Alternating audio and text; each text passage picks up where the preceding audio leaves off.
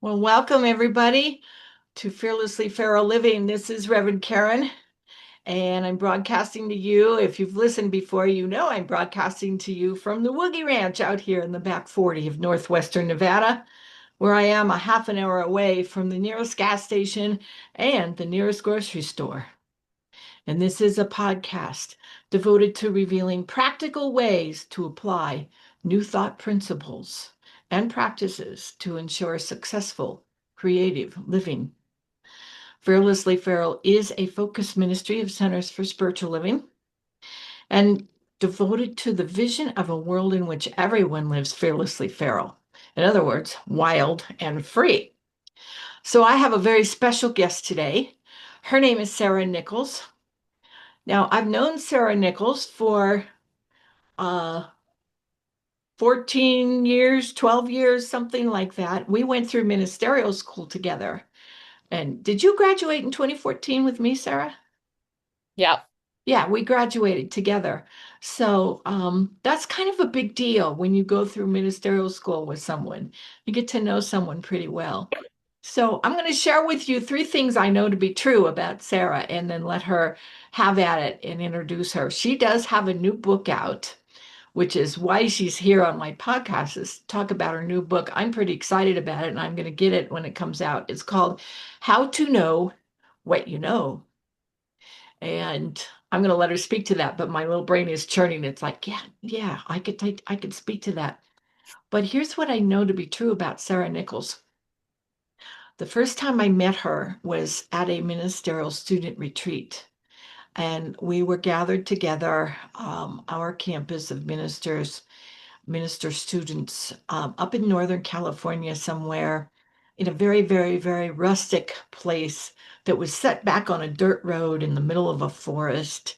It was beautiful. I fell in love with this place. And I walked into the common room where we were all to have our group meetings at this retreat. And there was Sara, a woman whom I had never seen before, doing push-ups in the middle of the floor. And what that told me about Sara is that she has an excitement and an enthusiasm and a passion for life that shows up pretty visibly in everything that she does. So I decided then and there that I wanted to get to know her better. I also know that Sara has a passion for carpooling. She cares deeply about the environment and she walks her talk and she carpools every chance she gets. She uses public transportation every chance she gets.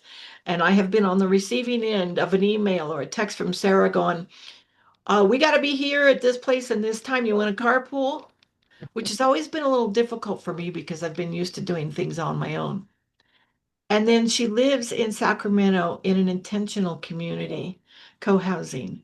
And I've been to visit her at her home, and it's quite interesting and I like the concept. So those are the three things I know to be true about Sara. And now I'm going to let you speak, Sara, and talk a little bit about your book and whatever else is floating your boat this morning. How are you doing today? Okay. Thank you, Reverend Karen. I appreciate that. Um, and it's great to be here with you. And for anybody who's ever gone through an intense program with someone else, you know how close you get and you learn so much about a person. And um, I really appreciate how um, powerful your mind and your consciousness is and how you bring it to everything you do. So, including this podcast, obviously. Thank you.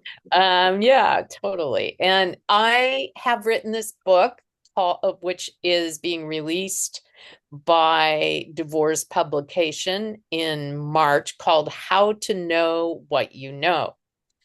And I wrote this book because my daughter told me to, actually, if you really want to know. She said, Mom, um, my other friends have great moms, but when they talk to their moms about difficult times in their life and decisions that they have to make, their mothers give them advice. And you don't give me advice generally, unless I ask for it. you guide me to, and you use tools to guide me to my own internal wisdom, to actually see what's right for me, what's light for me, what's actually mine to do, and not and to take the thinking out of it and to get into the feeling and the connection with the part of me that knows these things. And she said, "You, my generation needs this book. My generation needs to have something that takes them so that they're not just asking for advice from others, including Google and AI, but they're actually dialing into their own internal wisdom." And so I started writing it. And the other reason was because I had actually a lot of people that I mentor in various contexts who were always asking me, well, how do I have conscious contact with the part of me that is connected to all things, with my higher self, my higher wisdom? Like, what do I literally do? How do I tell the difference between what is the authentic spirit, and how do I, and something else, right? And I developed all these, developed slash borrowed slash stolen all these tools from other people over the years. And I kept them like in a toolkit. And that's what this book is. It's a toolkit, it's a handbook. Yeah.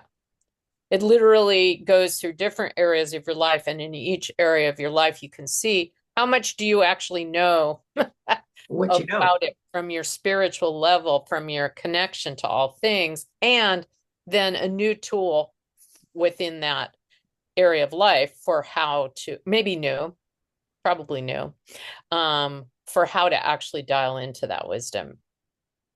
How wonderful. Oh, I'm even more excited about the book than I was before. Yeah, I can't wait. I can't wait to see So it. you probably know something about this. How do you dial into, how do you tell well, first of all, not all centers for spiritual living ministers think of themselves as having that kind of relationship with spirit, where they actually, because we talk a lot in our tradition about no separation, right?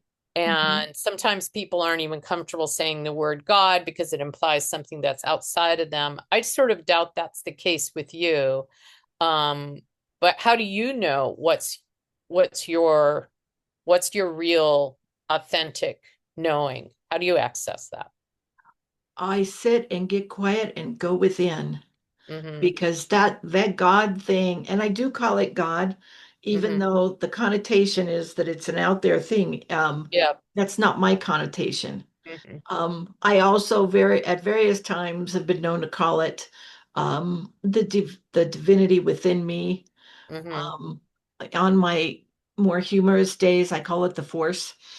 Yeah. And the force is within me. So I go within and I get in touch, and there's some somatic stuff involved in that, some physical things Yeah. where it lives in me, kind of like in my solar plexus area. And I can go in there, and if I'm feeling tension or like I got a basketball in my stomach or something Mm-hmm. like that, that's telling me something.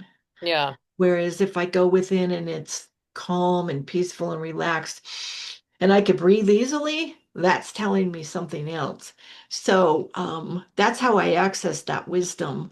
And it's not just a semantic piece, there's a feeling tone there. Yeah. There's and from that feeling tone emerge some thoughts. And underneath the feeling tone are the beliefs. So yeah, it's definitely a within piece for me. Yeah. Very much so. Yeah. Well, would you like to try out one of the tools? Sure. So do you have any decisions that you're trying to make right now? It could be a big one or it could be a small one. Do I have any? Doesn't have to be like earth shattering or life or death. Well, we can talk about the decision of whether I'm going to pay for and staff and man an exhibitor table at the upcoming Center for Spiritual Living convention in April.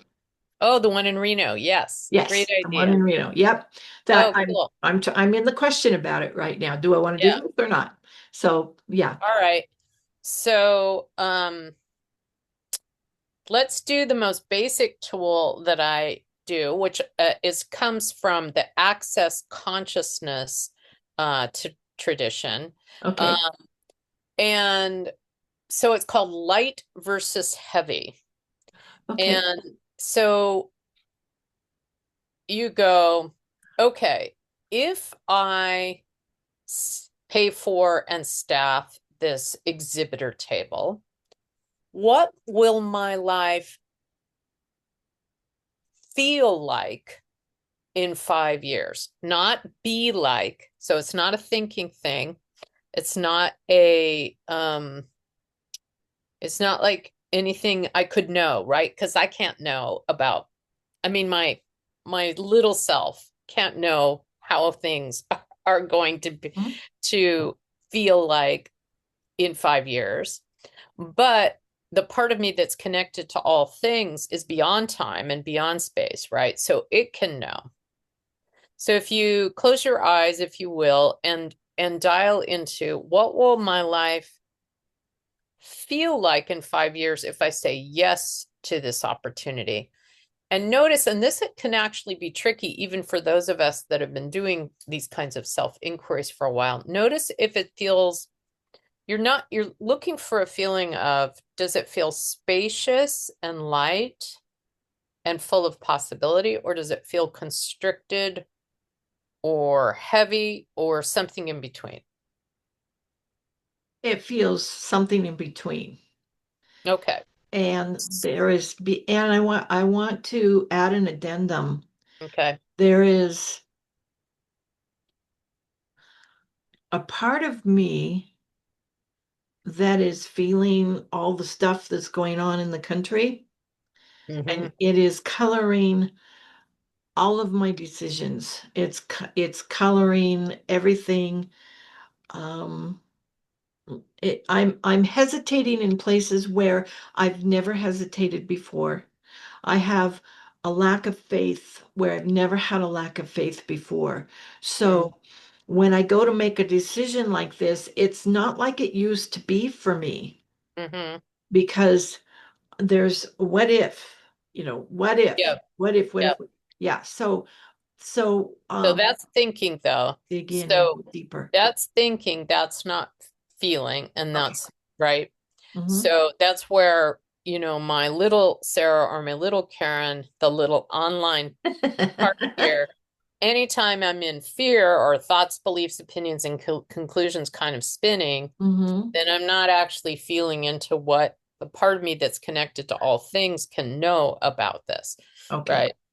So now go to the opposite. Like if I say no to this and I just don't do that exhibitor table part, right? Hmm. What, how does that feel for you in 5 years? What will my life feel like in 5 years? Okay. So discounting all of the thinking stuff, Yeah, just um, feeling, does it just feel, and feeling. again, light and heavy can be hard. There's another tool I can do if you Yeah. just don't perceive that. No, I got it. So if I decide to do this table, how I'm going to feel in 5 years is expansive.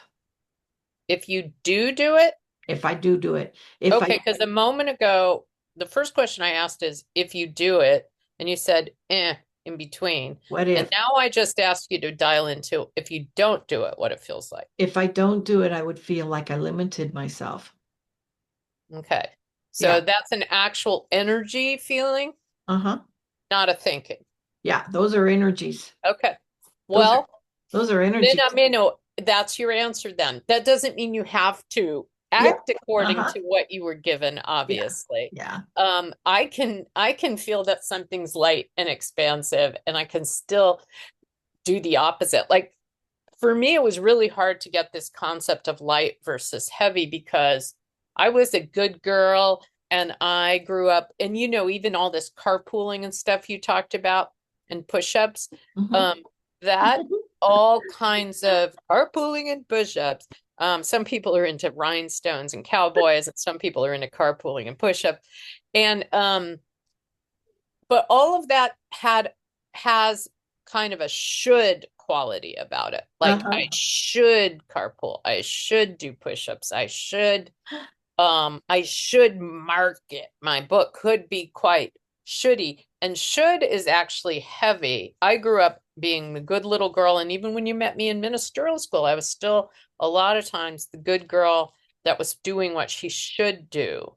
And Hmm. should is heavy, whereas feral, perhaps, and fearless.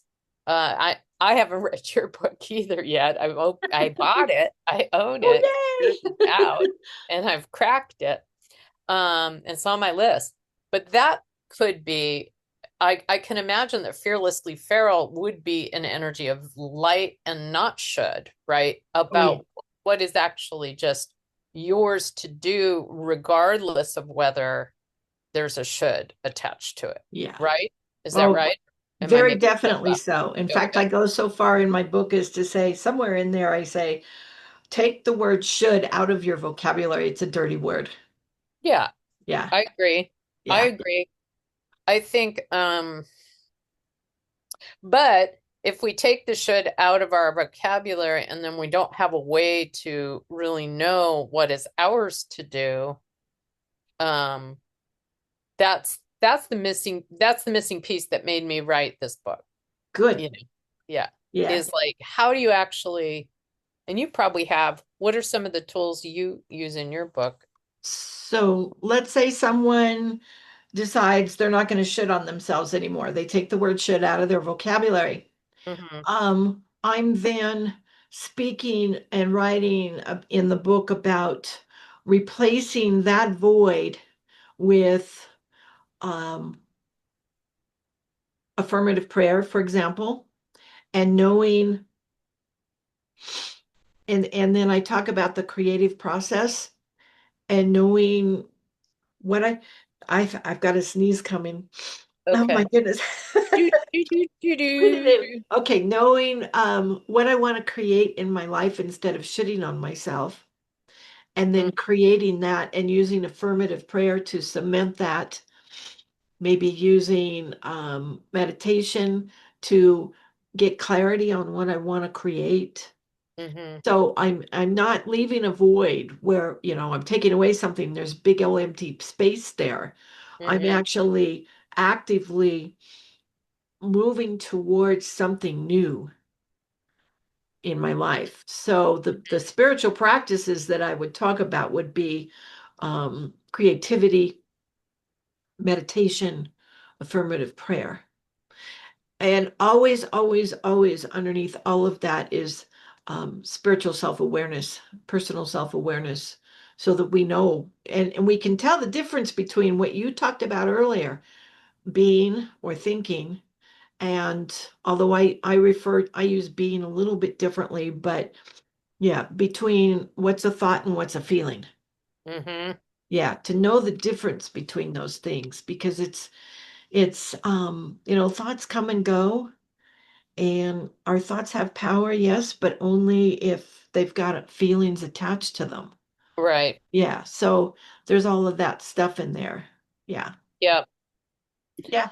Well, in my book, for your listeners, each people have an opportunity to look at different areas of their life, like health and body and food and time and boundaries and their life's work, and their and death, Ooh, all different all of it. Yeah. topics. And within each one, there's a there's kind of a quiz, but it's not like a Cosmo quiz where there's where it's thinking.